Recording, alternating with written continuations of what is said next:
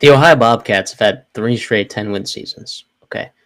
Coach Tim Albin, head coach that is, leaves to go take the Charlotte job, which has CD and I scratching our heads. So we thought he might be in the running for a better job than that job. But they bring in a coach that they didn't have to bring in from the outside. They hired Brian Smith, who was their offensive coordinator for, I don't know, those 3 years that they won 10 plus games, which has never been done before in that program. And they won their first MAC championship this past year. Yes, please. Yes, please. I think this was the layup hire. It wasn't the flashy hire, but I think and I believe that this was the right thing to do. 100%. I think you would have upset fans. I think you would have upset players. I think the administration would have been thrown out of whack. There's a unique sense of alignment between Brian Smith and athletic director Julie Cromer. They really respect each other. They know what the expectations for each other are. They get each other's support all the time. I'll just say it right now. I mean, this was a layup hire. This was a layup hire. Yeah, I mean, I think a couple things can be seen with that. Sometimes fans, it can be hard to generate buzz with a layup hire because it is the obvious choice. You're also maybe not the flash choice, even though he's had a ton of success, even though we think it's a pretty good hire here. But, right, like sometimes is that always right choice? Julie Cromer did say, it was a national search, several outstanding candidates that did get attracted because I do think it's a good job in the MAC. So no surprise there.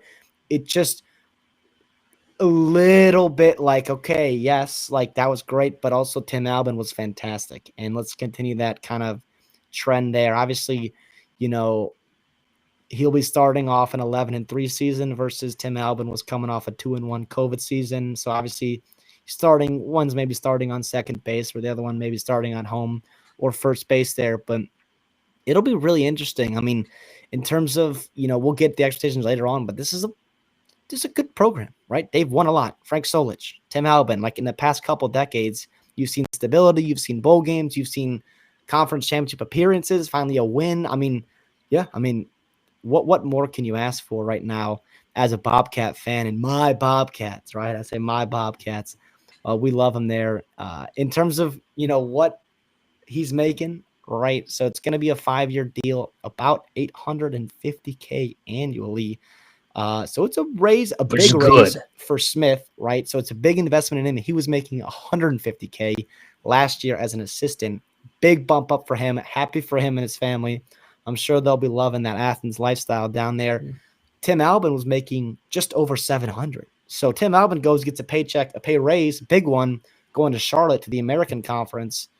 And here's Brian Smith coming in with no head coaching experience, right? The inside hire, which is typically you get him a little bit more discount than with outside hires, and you're not paying a buyout. You can afford, with the buyout that Tim Albin's given you, you can afford to go and give Smith what he needs. And that's $850,000 and also, some, potentially extra staffing issues there and salary for that assistant salary pool, which everyone's talking about right now. And honestly is a big deal. And also too, it's worth noting, and we'll talk about this when we get to expectations, but a little teaser here.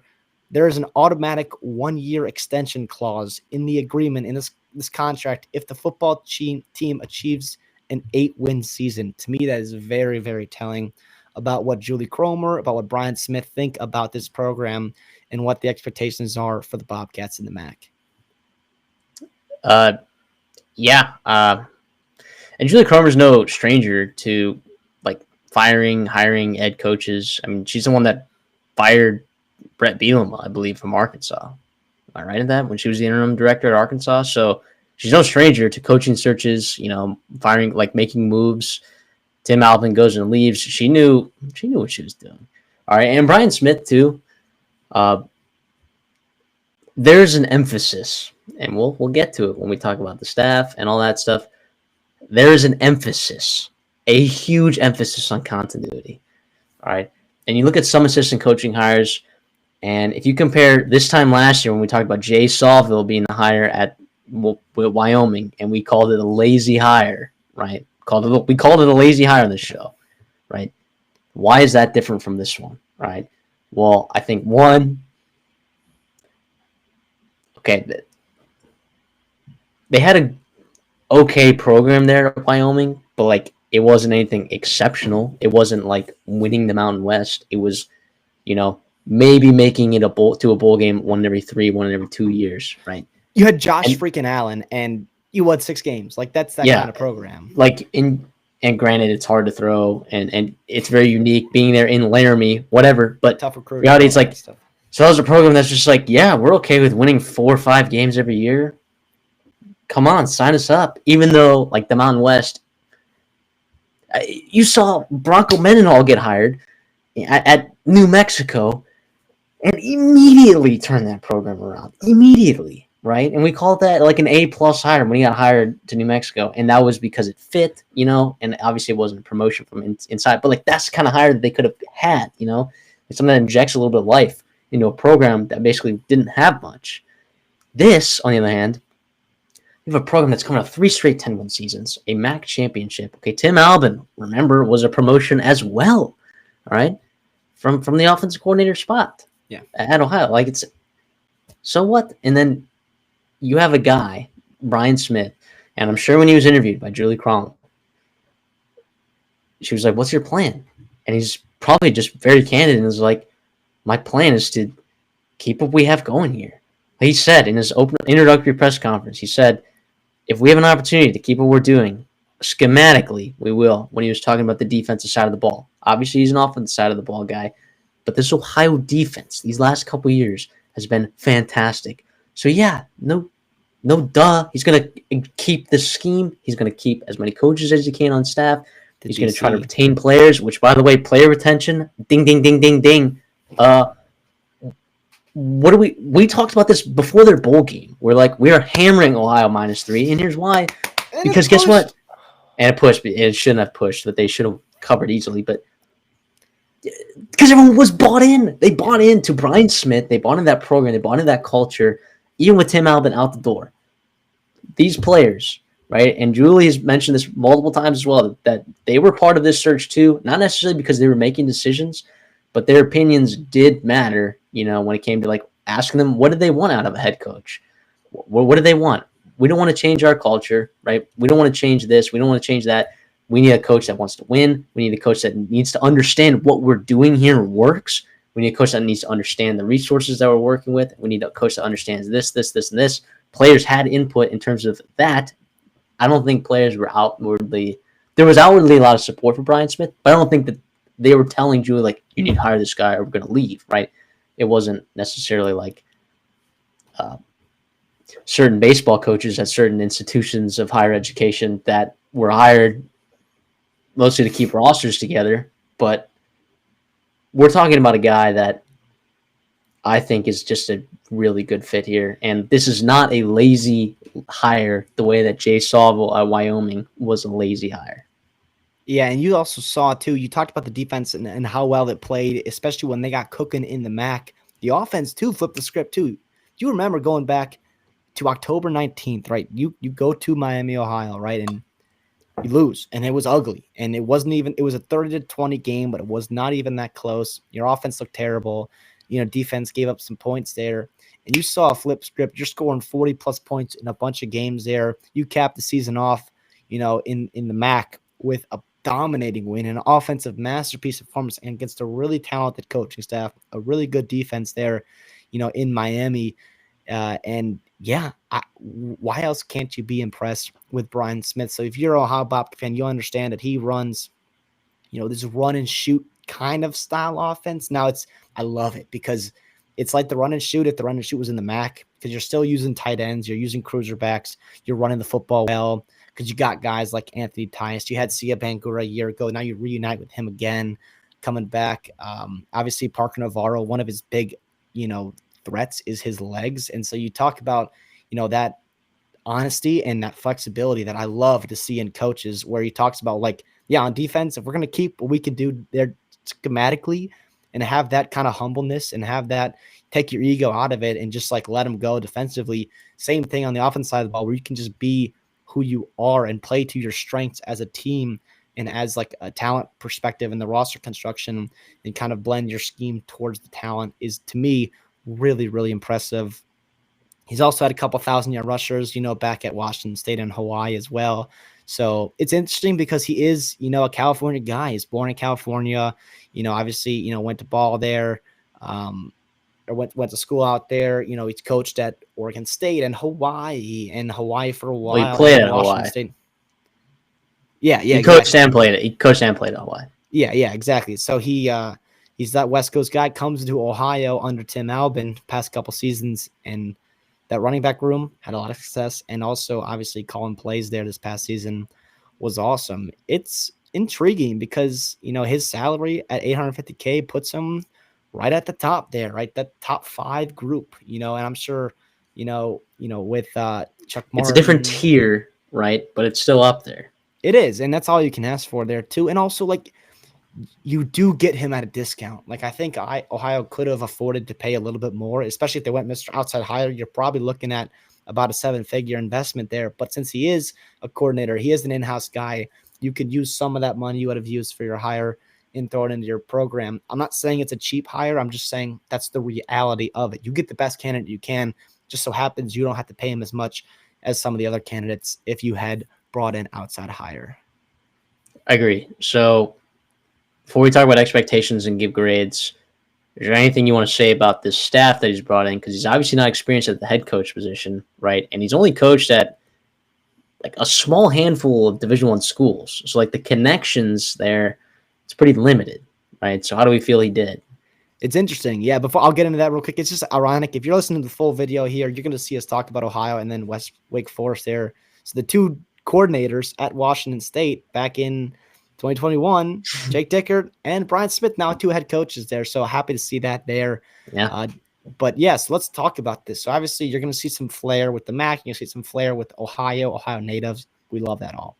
So obviously he'll be heavily involved in the offense. I believe he's going to be calling plays. I couldn't get a quite like confirmation on that, but that sounds like what it's going to be. Yeah, I'm sorry. He is going to be calling plays in 2025. Offensive coordinator, so like offensive coordinator, just running the offensive meetings, all that kind of stuff, and quarterbacks coach, which would be his main role.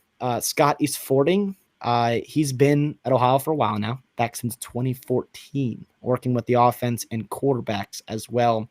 You're talking about Nathan Rourke, you're talking about Curtis Rourke, Parker Navarro, some big-time quarterbacks have come through the program that he has worked with. Pretty damn good list there, if you ask me. Has been in the MAC before, was at Toledo, EMU, right? He's been in the MAC about 20 years now, Ohio native. He had a previous stint with Ohio working with the tight ends. So you love that kind of flair, continuity there too on the offense side of the ball. Knows what Brian Smith wants, his terminology, all that kind of good stuff.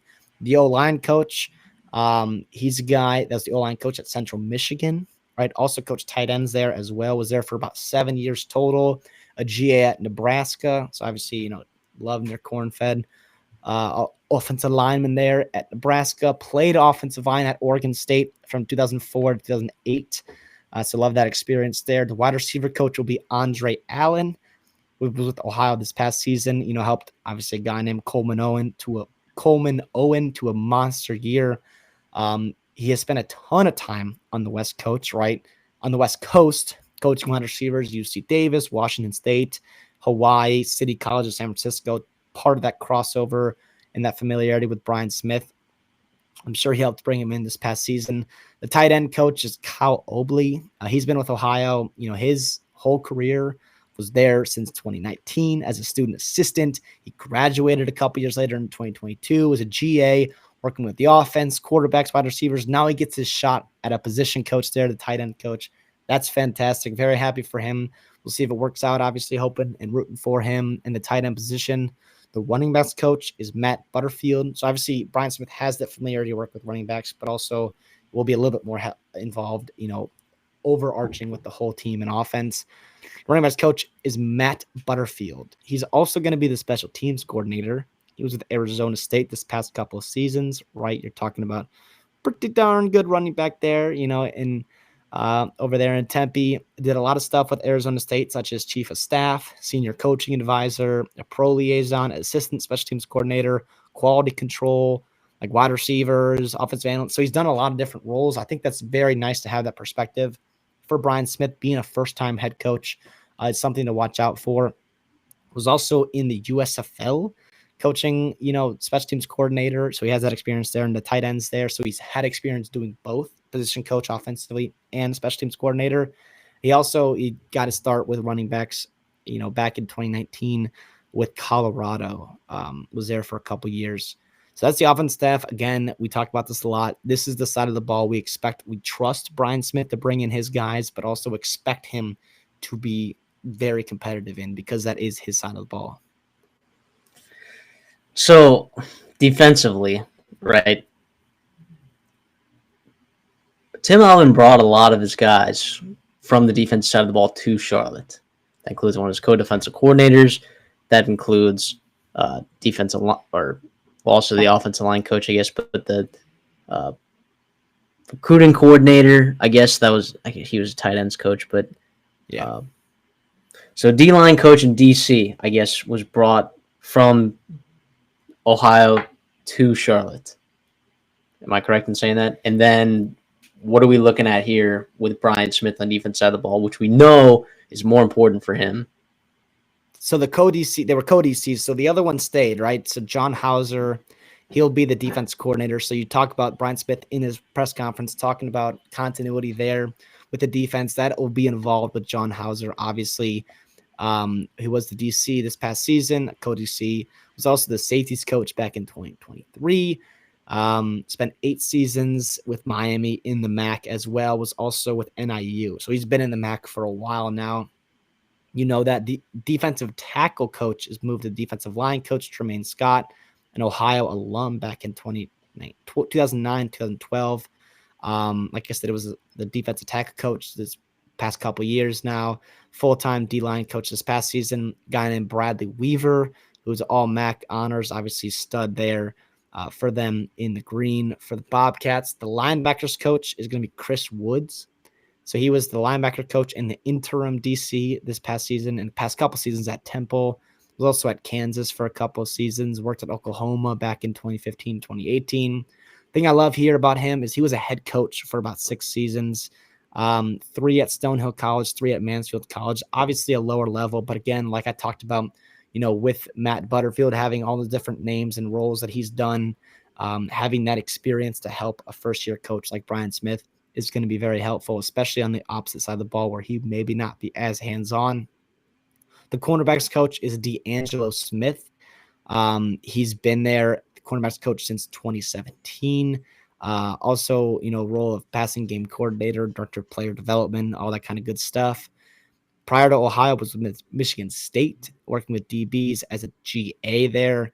Was a DB, a pretty darn good one at Cincinnati from 2006 to 2008. 5th-round pick there, native to Columbus, Ohio, not too far from Athens there. The defensive ends coach, right? So they're bringing in defense head coach. This is Jeff Phelps. He's also going to be your pass rush specialist, whatever that means there, and that kind of role entails. He was the Wyoming defensive tackle coach this past season, was also with North Dakota State, a couple seasons before, coached D-line at Mississippi State, Washington State, so there's some that crossover with Brian Smith. Also worked at Minnesota as well, familiar with the MAC, coaching there at NIU and also playing at Ball State, as a MAC, all MAC outside linebacker. And then lastly, the GM will be Logan Meyer. This is his first season as a GM for the Bobcats. Was at Northern Iowa this past season doing GM and director of football ops. Has also been at Marshall and Auburn and Miami in the MAC and Cincinnati as well. So some familiarity with the MAC, some bigger programs, also the state of Ohio. So interesting things there. Familiarity, continuity, things I like to see in a first-year head coach's staff, right? Yeah, on paper. I mean, yeah, and as we kind of go through this, I'm giving you the resume, some of the connections. Why are they here? What have they brought to the table? What can they do for you in year number 1? We do see a lot of turnover in staffs, especially position coaches. So it's, not the end of the world if a guy doesn't hit in a certain spot, whatever it may be, but it's something worth noting. I love going through it. Obviously put a ton of effort in and trying to figure out, who's who and why are they here and all that kind of stuff. But yeah, it's on paper, we can talk about it being a good staff, but we'll see when the live bullets come, when recruiting starts picking up there in the summer. So all that kind of stuff. So, are you done talking about their staff? Okay. Then we look at their expectations, and I struggle with this because they're not a tier one program in the MAC. And what I mean by that, and you can look at historically, right? They've had success, especially in the late years, Solich and Solich. Sorry, forgive me if I mispronounced that. Tim Albin as well. I don't think that recent success is indicative necessarily of like the resources that this program has access to compared to other programs such as Toledo or Miami of Ohio or now the addition of UMass, right? So I look at this and I'm like, where do we fall, right? Because he is an upper half paid head coach, but he's not like that tier one, even in terms of getting paid. So it's like, I still think you have decent geography as well. I mean, everyone in the MAC is basically in Ohio, so you're kind of on somewhat even playing field generally. So you can't really look at that. But I look at this team and I'm like, I think they could succeed. I think that there's no reason that they can't compete for MAC championships, right? Even though they've won one in their entire program's history, and it was this past year. I think they can compete for those. Can we expect 10-win seasons every year? No. But like you said earlier, you look at that contract, I think it's very clear what the expectations are. It's if you get to 8 wins, you're doing a good job. Yeah. Right? And I think Brian Smith can do that fairly consistently. It's not going to be every year. It's not going to be every year. But it could be, once every 3 years. It could be every other year, And I think that would be meeting expectations.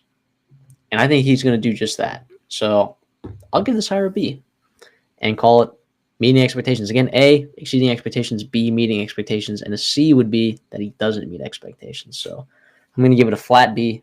I think Brian Smith meets the expectations of everyone. Yeah, I'm going to go B as well. Part of that being because of the expectations, obviously, are pretty high. Obviously, they're not, boom or bust. It's championship or you're fired. It's 8 wins, which is very doable, very successful. But if you look at, what Ohio has done the last 15 years, decade and a half, they have plenty of seasons where they are winning 8, 9, 10, and 11 win seasons this past season. So it's obviously doable. It's nothing outrageous, which one I like, because you have a good coach, no reason to. I love pushing the envelope. I love, pushing expectations, all that kind of stuff. But reality sets in too. You also add UMass to the MAC too. So you talk about resource budget wise, potential new geography over there. That maybe helps you, but also helps UMass as well. As they try to kickstart their program, bringing in Joe Harris-Simiak. Yeah, to me, 8 wins and you're doing a good job. Win your bowl games. Ohio, loves to do that. They are on a hot streak right now. Was it 6 straight bowl games that they've won? That's a big deal. The other thing too, in this day and age, as an athletic director, things you can ask for, right? Like stay out of trouble in the media and the law and other things that we're not seeing going on in the MAC right now. And 2, like bring in revenue, drive revenue, go to bowl games, go to conference championship games, like fill the stands, like things like that right now that you need to be bringing in revenue. It's not going to be just about the win-loss total. It's also what he does, for the athletic department being able to fund itself right now, especially with revenue sharing going on and all that kind of bracing that you're seeing these athletic departments do to try to figure out what's going to go on with that $20 million that has to be or potentially can be distributed, to your players. So, and your other programs too, not just football. So it'd be really interesting. Obviously, Athens is a great town, great football program. Very excited about Brian Smith. It's another one where, yeah, it's like if it ain't broke, don't fix it. Worked with Tim Albin. Let's hope it works with Brian Smith now.